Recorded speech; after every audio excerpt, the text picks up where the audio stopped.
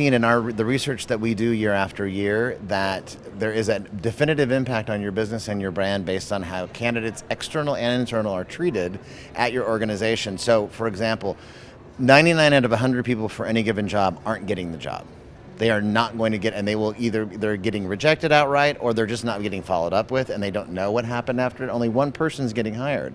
So how those 99 were treated over time aggregate and build up to potentially be some extreme candidate resentment, especially if they were treated poorly, or not responded to, or they never heard from them again from the employer. And that impacts whether or not a candidate's going to apply again for that company, refer others to that company, and make purchases if it's a consumer-based company. And we see that again year after year in our data and our research. So companies that are working to improve that experience, they're seeing more candidates willing to increase the relationship, not say, I don't want to do business with you anymore. So there's a definitive business impact on a business and their brand based on how candidates are treated.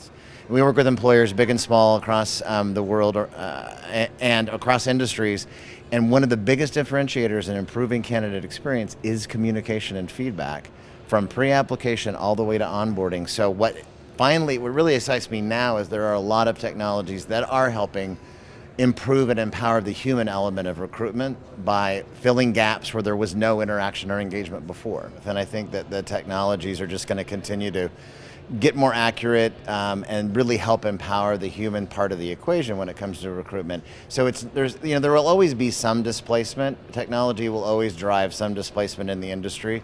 But for the most part, it's really just, again, helping to fill gaps where there were in the process itself, the communication feedback loops, whether you're giving feedback or asking for feedback from candidates.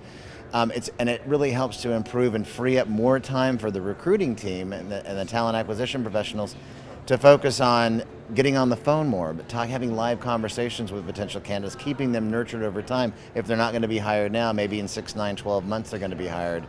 That's what the technology. So I think it's going to be more of a symbiotic dance with some displacement, but the bots aren't taking over.